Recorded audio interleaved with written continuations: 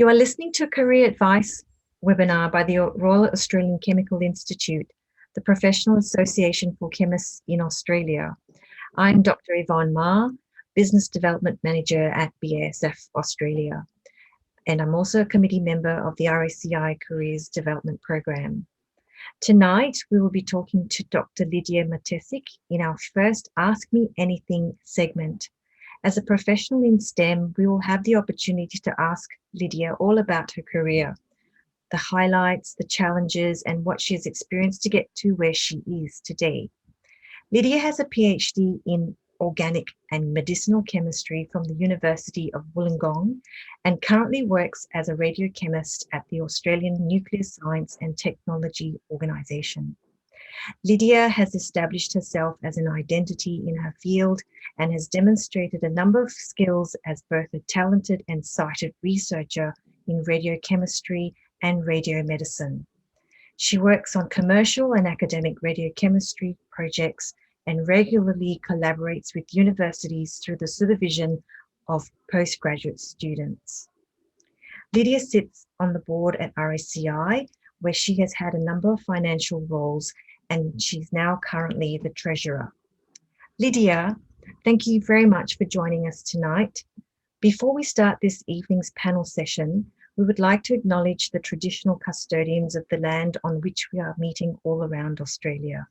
We recognise the elders, past, present and emerging, and also recognise their contributions as Australia's first scientists and engineers, building a healthy and safe community, what they have done and what we can still learn from their ways. We would also like to thank the sponsors of the Royal Australian Chemical Institute's Careers Development Program, DCS Technical, Envirolab and Laboratory Credit Union. Lidia, could you just give us a 2-minute introduction of yourself, about yourself? So thank you very much, Yvonne, for the introduction, and also I'd like to thank the RACI for giving me the opportunity to be on this Ask Me Anything session tonight. So Yvonne gave a pretty good introduction to myself, but I'll just flesh out a few more details. So I completed a Bachelor of Medicinal Chemistry at the University of Wollongong. And then I really enjoyed my honours project. So I decided to continue that project by undertaking a PhD in chemistry. So that was at UOW as well. And my project was involved researching and designing new anti-cancer agents that could be used for targeted delivery. And that was a really interesting project. So that was quite multidisciplinary. There was a lot of chemical synthesis, but I actually also did a lot of the biological experiments myself. So I had to learn how to grow cells, so cell culture, and keep them alive, and you know, all that sort of thing. And I did all of the assays, in vitro assays myself. So it was a really great time where I was able to develop a lot of skills in different areas. And then following my PhD, I saw a position advertised for a postdoctoral fellow at ANSTO in Sydney. And I didn't know too much about the role, but I did know that ANSTO researched radiopharmaceuticals, and that sort of aligned. Well, there was a bit of overlap between my PhD project, you know, which was sort of medicinal chemistry, and you know, I knew that radiopharmaceuticals was similar, but you know, with the radioactive component. So I started a postdoctoral fellowship there, and after a few months, another position became advertised for a radiochemist, so to be sort of a staff scientist at ANSTO. And I've been there now for the past 10 years. So in that time, I've worked on many projects. As Yvonne said, I've worked with universities and commercial partners, and I've researched diseases such as, cancer, but also neurological disorders, stroke and that sort of thing. So, I really enjoy it. Sounds amazing. It's been a challenging year for us. more for some than others. How has it been for you and your colleagues, your family during this pandemic time globally? So I've actually had a very different 2020 to a lot of people. So I actually had a baby in January, so right at the start of the pandemic. So I've spent most of 2020 on maternity leave, actually. So it was a strange time because my colleagues actually did work from home for quite a few months, I think. And so it was quite amazing how I guess quickly you could transition from, working sort of in a lab to working at home. Obviously, they couldn't do the hands-on experiments and things like that. But, there's always, in science and chemistry, there's always a lot of background work that goes into experiments. So, things like, designing, writing reports, just analysing data and things like that. So I actually, being on leave, I actually skipped that entire process. So I never actually really had to work from home. So it was quite interesting, I had used things like Zoom before the pandemic, but it was just amazing how now everything is, sort of online, and seminars are recorded and webinars and all that sort of thing. So I think it's been really fantastic in some ways that, that workplaces are sort of becoming a lot more digital friendly, and, and even the RACI's really expanded, their like careers development program, and so much stuff is now being recorded and it is put on YouTube. And I actually really enjoyed that because being on mat leave, I was able to watch things on demand. So even though I couldn't personally attend the seminar or something like that, I could watch it at my own leisure. So I actually really enjoyed that. That's very good, and congratulations on the little bub that arrived. Thank you. Very good. We take all the positives out of the challenges that we experience. Before I go on to the next question, please, everyone out there, if you have any questions, just type them into the chat room, and Lydia will be very happy to answer them. Lydia, as a radiochemist, what's your day-to-day activity like? What would you be doing? So at ANSTO, we actually have 2 campuses. Oh, actually we have 3, but 2 of them are in New South Wales. And at one campus, which is the main campus at Lucas Heights, we do radiochemistry research using sort of more of the metallic isotopes, so radiometals, and that's because they have a sort of longer half-life and that sort of thing.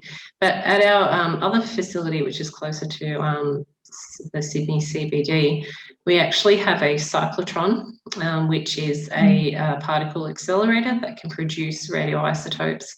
And so we produce 2 isotopes there, fluorine-18, which has a half-life of 110 minutes, and carbon-11, which has a half-life of 20 minutes. So the chemistry that is performed there, I guess it has to be much more rapid because of you're working with the half-lives of these isotopes. So that, the reactions, the purifications, everything has to be done within, a relatively short amount of time. So I have worked at both campuses, and currently I'm based at the Lucas Heights campus, the larger campus. So a typical day for me would be, in the morning, sort of coming into the lab, setting up experiments for the day. So, we like to sort of get all our, vials and syringes ready and things like that, just so we're not wasting any extra time when we're doing the experiments, because we are always working against a half-life of the isotope. So, on an experimental day, I would say experiments would take probably most of the day.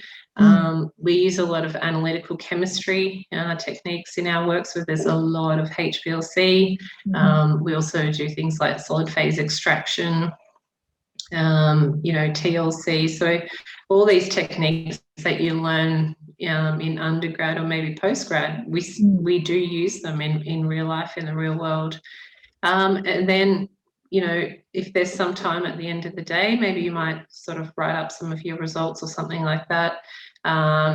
Sometimes we might do 2 or 3 days of sort of heavy experimental work in the lab and then set aside 1 day a week to, sort of keep your records up to date, or maybe, to write up results or prepare a presentation or something like that. And then there's also all the other things like meetings and things that are sort of scattered throughout the week as well. Yeah. Oh, thank you for that. Possibly all undergraduates will consider further study after completing their degree. What is your advice regarding postgraduate degrees, and what would you advise those considering to do a PhD or having a career in academia? And what would be the balance between the pursuit of knowledge and forging a practical career? It's all wrapped up in one. Yeah, so for me, I know when I got to honours in my bachelor's degree, I loved honours. It was such a change from the first 3 years of undergraduate studies. What I loved about honours was that research environment, was going into the lab, and it was quite self-directed. I knew what I had to do, and I would just go and do it. So for me, I guess the decision to do a PhD was quite easy. I was really interested in my project. I had some quite good results, and I wanted to sort of see where that went. So yeah, for me, it just kind of seemed a natural progression. I didn't know what I wanted to do after the PhD. I have spoken to university students in the past who are sort of trying to decide whether to continue on and do some postgraduate study. And I think you have to sort of do it for the right reasons. It can be a long time, it can be 3 or 4 years, and you have to be able to work with your supervisor. That's really important. You do hear some students who have a lot of issues with their supervisors, all sorts of issues. And if you can't get along with them, it's going to make it so much harder. A PhD is hard enough. But if you have, issues with a supervisor, so much harder. So I always advise people to almost like interview potential supervisors if they don't know them already. Yeah. And, I've had other people ask me, like, should I do a PhD because I want to do X, Y, and Z, that sort of thing. I think a PhD doesn't necessarily set you up for a specific job. It teaches you a variety of skills that can then be applied to a range of jobs. Yeah. And doing a PhD doesn't mean that you need to work in academia either. So I work for a government organisation. We're not quite like an industry, company or anything like that. We're a bit of a hybrid between academia and industry. And I think most people with a PhD actually end up outside of academia. It's actually the minority who stay on in academia. Just because you do a PhD, don't expect to stay in academia, and your skills are valued in the wider scientific community. But yeah, I would sort of suggest to students to think about it's 3 or 4 years, and you have to sort of be dedicated to your project. Yeah. So you sorry, what was the the second part of the question? I think it was about that balance between the pursuit of knowledge. Yeah. It can be very easy to sort of keep going down this spiral, and you want to find out more and more and more about your particular topic. But I think for me, I knew it was time to wrap up my PhD when I sort of ran out of funding. I ran out of a scholarship, and I could tie off my experiments and they could tell a story. And even though there were things I wanted to try, I just had to sort of learn to let them go. And I guess my time had come to an end. Yeah. Just within academia, a lot of the novel research gets sometimes published. In where you are, do you have that capability as well, to publish research as a group? Or Yeah. So it's squirrel stuff. no, so it's not secret squirrel stuff. So at ANSTO we do publish papers, probably not as much as in the university sector, but we definitely do publish results. So we do sort of novel research, your basic research, but a lot of the time we actually do applied research. So collaborators from universities or industry will come to us because they want to use our equipment and capabilities to help perform their research. Yeah. So yeah, this is sort of more of an applied approach. So we do publish papers with collaborators, especially from universities. They're very driven to publish. With industry partners, it's not so important for them. So I guess it's more up to us whether we want to publish or not. But I think it is important to publish your work, because really, if you've done the work but nobody knows about it, it's not really completed. Yeah, true. What do you wish you had known when starting out your career, when you reflect back? I think when I was younger, I think if I had my time again, I think I would have spent more time sort of networking. I think I would have started that much earlier. Unfortunately, back then we didn't have programs, such as this, RACI Careers Development, where you had, webinars and seminars and things like that. But I just wish I was a little bit more active with the clubs and societies on campus, and, getting to know, even my, the lecturers and, other academic staff. I wish I sort of networked a lot more. And then, for potential job opportunities, things like that. Lydia, we have one question from the floor, and it kind of relates what you just said. How do you stay connected with the industry when pursuing an academia research career? Would that relate to what you're saying? Yeah. So I must admit, I don't have as many industry contacts as maybe some sort of government organisations would, but we are increasingly working a lot more with industry. So we're working with sort of pharmaceutical companies in Australia. I think it can be a bit difficult, because you kind of don't know what you don't know. But at ANSTO, we do have a business development unit, and I think, a lot of companies have that, and they sort of scout opportunities and then bring them back to us as well. So that's a great help. Yeah, create the pipeline. Did you have a set plan when you started your career? Is where you are now what you expected to be? No, definitely not. No. So when I finished my PhD, I had no idea what I wanted to do. I just knew I wanted to work. So I just, looked at job advertisements, that sort of thing. I applied for pretty much anything I was eligible for. So I remember I applied for a job with the Australian Federal Police. So they needed a chemist, I guess, for, analytical chemistry and that sort of thing.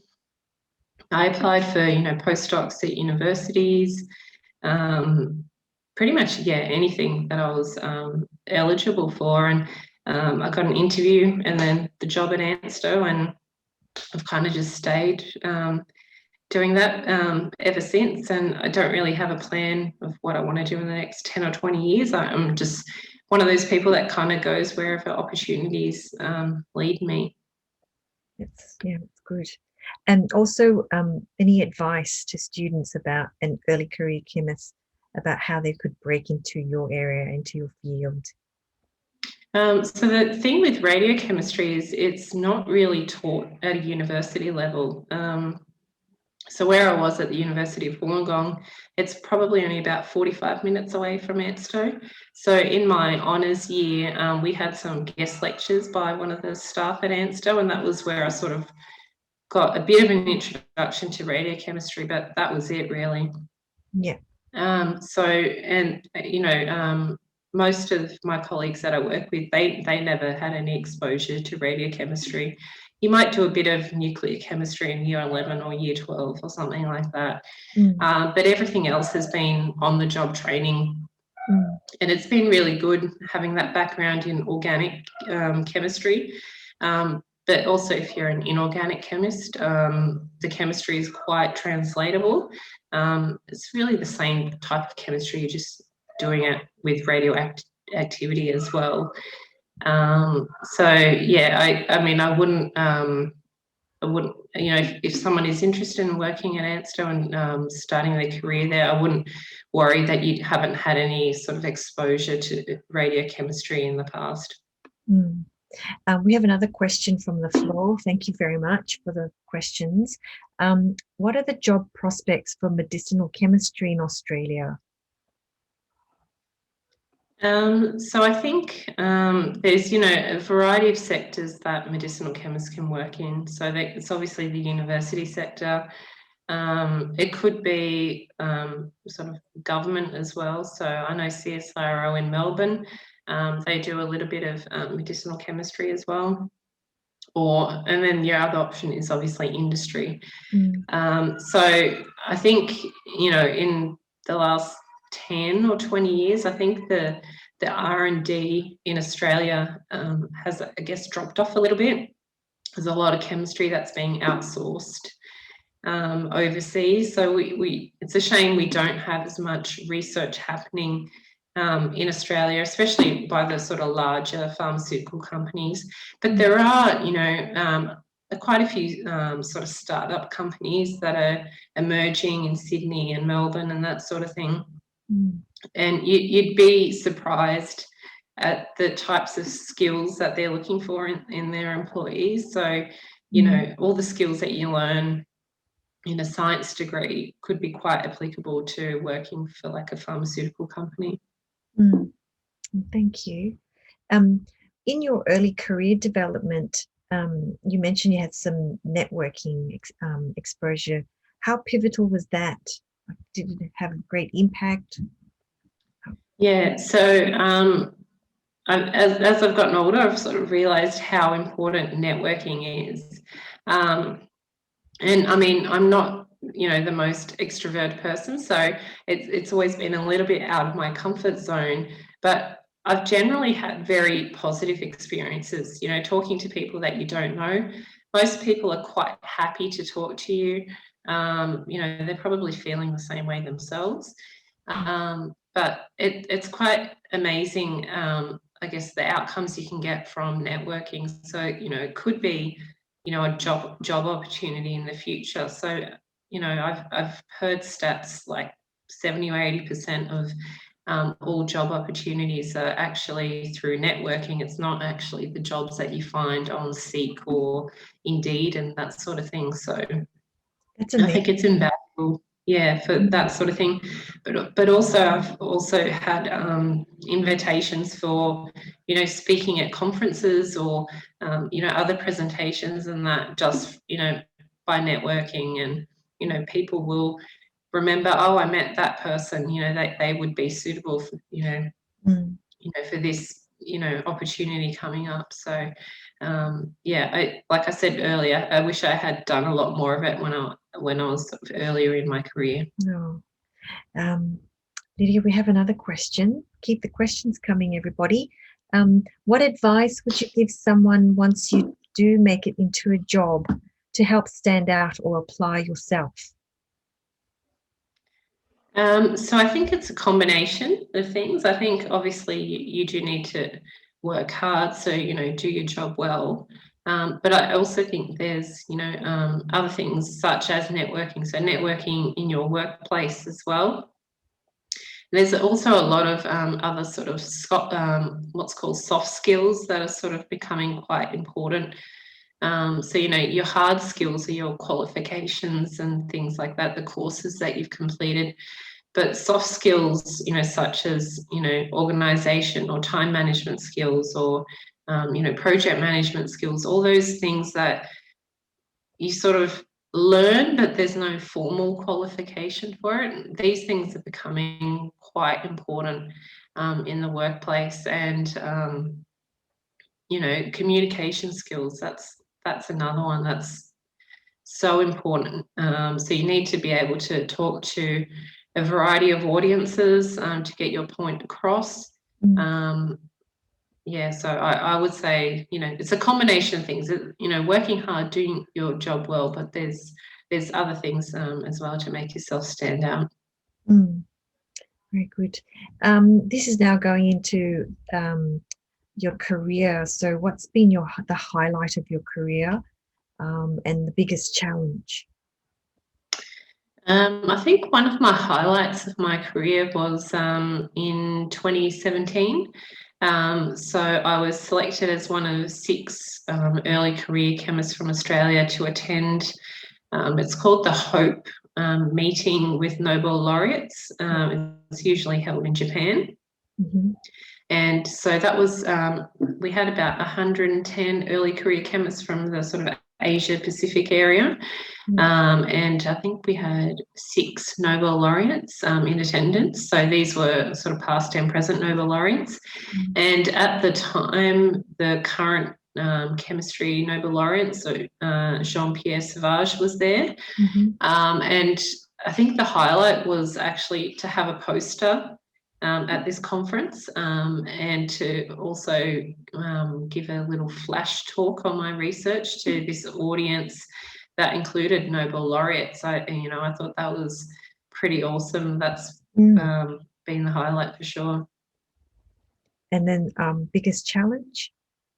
I think the biggest challenge, it's probably a variety of things. And I've been pretty blessed that I've been at ANSTO for 10 years, but I know in science there's, you know, a lot of challenges about job security. So, you know, it's quite common for people to work on a contract and, you know, jump from contract to contract and that sort of thing. And that can be really challenging, especially, you know, as most people finish university and maybe they have a partner or a family, or they want to, you know, buy property or something like that.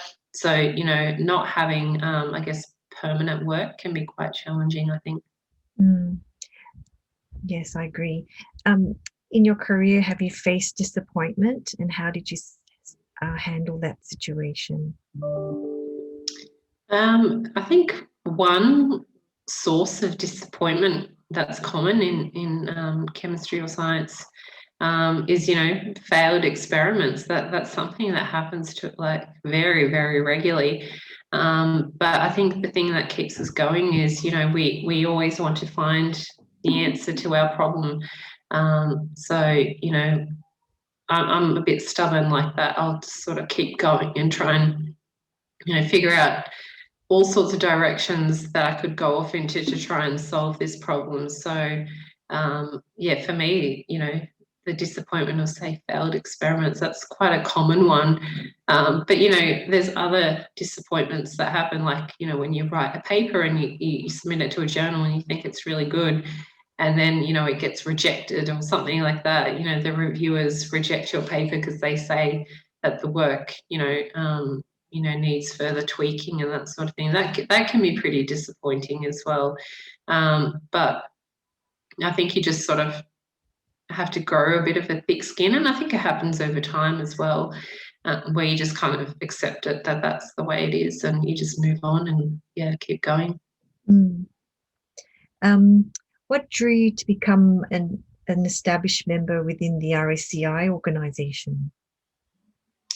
So I think I joined the RACI in about 2007, but I didn't actually become an active member until about 2012, when I joined the New South Wales Committee as a committee member.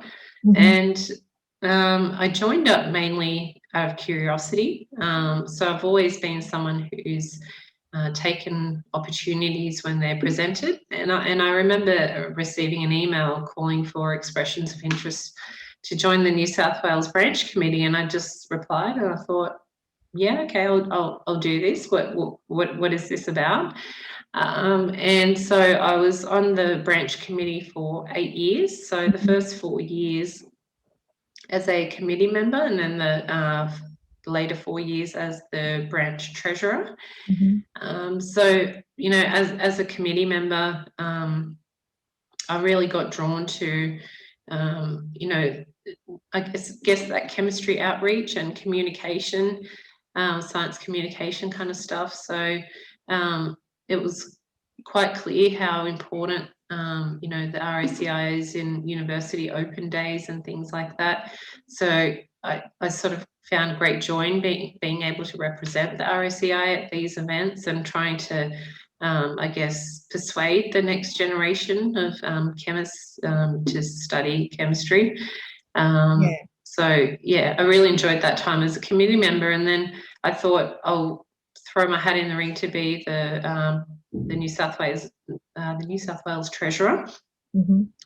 So I know that kind of role probably scares a lot of people, but it was really not that scary at all. So I've always liked numbers and things like that. So and you know, do the budget at home, so it wasn't that much more work to do the budget for New South Wales and that sort of thing.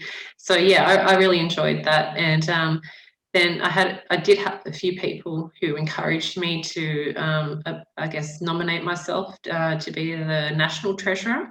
And so, yeah, that's what I did. And then since November last year, I've been the general treasurer for the RACI, and that's going really well. So it's been about 3 months so far. Yeah, good. Now that you're further established in your career and free time isn't so readily available, what drives you to set aside the time to do things such as mentoring, and then also how you're heavily involved in the RACI, especially being the national treasurer? So I think it's really important to sort of give back, you know, in whatever way you can. And with the mentoring program, this is the 3rd year that I've been involved as a mentor. And I think I really like sort of, you know, sharing the knowledge that I've sort of gotten over the years, sharing that with, I guess, a younger cohort. And giving them guidance where I can. You know, I didn't have any sort of official mentors or anything like that when I was going through university. And I really do wish that something like this program was around back then. So that's why I think, you know, the students who are involved as mentees in this program, like, good on them that they're being so proactive about their future. And, you know, if they are so proactive, you know, they do deserve to have a mentor who is actually dedicated and, you know, is willing to put aside some time for them. Yeah. And how do you find the RACI mentoring program now? So I really do enjoy it. As I said, this is my 3rd year being a mentor. So my 2 previous mentees, so they were able to find employment pretty much as soon as they graduated. And, you know, they're happy with what they're doing at the moment, and we still do keep in touch after the mentoring, I guess, program has ended. So, you know, for anyone listening who is actually in this program, don't be afraid to reach out to your mentor even after this year has finished. It doesn't mean that you can't speak to them anymore. And as a mentor, I do love to hear about what, you know, ex-mentees are doing as well. And I find joy in, I guess, their achievements as well. So yeah, I think the mentoring program is fantastic. Good. Everyone, keep your questions coming through. We're going into an area of diversity. So in your experience, have you witnessed or experienced any discrimination at some point during your career based on gender, race, age, etc.? So, I mean, I have witnessed discrimination, but I haven't experienced too much of it myself. So for a number of years, I did work at ANSTO's cyclotron facility, and where I was pretty much the only female for the majority of my time there. So I used to work with about 10 to 12 men, and Wow. they were all super nice. I never experienced any sort of discrimination with them, and really I didn't even think or realize I was the only female until we used to sit in a group meeting, and then I realized I was sitting in a room with about 10 or 12 men. But they were so just normal people that, you know, it never even occurred to me that it was anything different. So I found that experience to be positive, and I haven't really experienced any sort of discrimination, not overtly, discriminatory. You know, sometimes there's the odd comment or, that sort of thing. Mm. But, I have sort of witnessed, sort of a few things in my career. Like I've noticed that, in meetings and things like that, it's generally women who are the minute takers, and it's the male who's the chair. Yeah. So yeah, just little things like that it's getting better over time. And I think as more people are aware of diversity issues, we're seeing like a change in or a shift in attitudes. Yeah, it's the everyday sexism that's quite subtle that we Yeah, experience. that's right.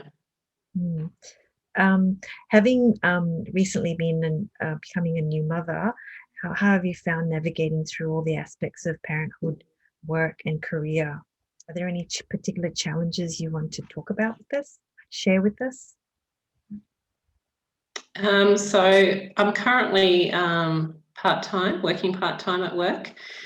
So I'm doing 3 days a week, and I have found it a little bit challenging, sort of being part-time, because you're only sort of doing about half the load. But being a scientist and being really curious and that sort of thing, I sort of want to keep going, and only being able to dedicate a few days a week to my work, sometimes I sort of find a little bit frustrating, or I think it's, for me, it's also like a big change as well. It's, the first time in probably about 15 years that I haven't sort of been working every day. So it was just that sort of shift, I think, in your personal life that has, sort of made it a little bit challenging. But yeah, my employer ANSTO, they've been fantastic. So they've got a lot of policies regarding parental leave and returning to work, and a lot of policies around flexible working and things like that, not only for mothers but for fathers and carers in general. So it makes a world of difference when your employer is quite supportive as well. Yeah. In the workplace, sometimes there's conflicts that occur. Have you experienced any conflicts? I mean, there'll always be people that, might sort of get under your nerves a bit and that sort of thing. But generally, I would find, 99% of people are quite professional. And, being scientists, we all want to sort of work together and solve a problem and that sort of thing. So I find that, most people do get along, and it's really important that you are able to communicate with a variety of people. So people who may think differently to you about, how things should be done and that sort of thing. And I think it just comes down to respecting other people's points of view and being able to work alongside them to complete a task or a project. Yeah, thank you. What is your opinion on the lack of women in STEM? So I think I don't really think we have a lack of women in STEM. Definitely not starting out in STEM. I mean, it wasn't the case when I was at university as well. In chemistry, I would say it was pretty like 50-50 male, female. Even in my PhD days, there were probably just as many female students as male. I think it only really sort of becomes evident as, you know, as women sort of progress in their careers and that sort of thing. So I don't think there's, you know, a lack of women in STEM overall. I think it's there are just some sort of challenges in the career sort of trajectory for women. And I guess one of the most common causes of, they call it the leaky pipeline, is you know, women sort of leaving when they're sort of early to mid-career researchers, and you know, a lot of those challenges around, you know, say job security, not being able to find secure work, and then, you know, maybe you're thinking about starting a family and, you know, things like that, and not having secure work can be a bit of a risk. So I think, you know, women do sometimes change fields and go into a different field to have job security. So I think we're losing women sort of around that early to mid-career stage. Yeah. Thanks for that. Are there any more questions from the floor? Well, thanks, Lydia. Oh, we've got one here. Yep. What's something you love about working at ANSTO? What's driven you to stay there for 10 years? That's a nice one. So what I like about working at ANSTO is that I've got access to some facilities and equipment that's pretty unique in Australia. So we you know, can't really do this kind of work anywhere else. So I really like the novelty of that. It's quite a niche area of chemistry. And I guess being a national lab as well, you know, we're able to have some pretty high-tech equipment. So I think, yeah, that you know, part of that, and also the people I work with. So, you know, like everyone's very sort of professional at work, and you know, really lovely people, and you know, we just want to get science done. So I think, yeah, the people that you work with as well make a huge difference, and that's probably part of the reason why I've been there for 10 years. That's really good. Any more questions? Well, we're getting to 7:15 now, so thank you, Lydia. Tonight has been another event as part of the RACI Careers Development Program. Through webinars, networking events, mentoring, lectures and workshops, the RACI Career Development Program aims to help graduating students get the best possible start in their careers. So our upcoming career events include the online networking initiative, Camaraderie, which is next Thursday, 4th of March at 6:30 p.m. Sydney time. We also have a couple of special events for active job seekers in March, which is the Intensive Careers Short Course and Workshop, and our online Careers Hack strategy session with recruitment professionals. The recording of this event will be uploaded to the RACI Careers Development YouTube channel over the next few days, as well as to our careers website, www.dcstechnical.com.au careers section. In the meantime, please join me in thanking Lidia Matesic for taking the time to be here tonight. Thank you so much, Lydia, for sharing your career and your story. Thank you very much, Yvonne, and thank you to the RACI once again for asking me to participate in this panel. Thank you. Good night. Thank you, everybody. Good night. Bye.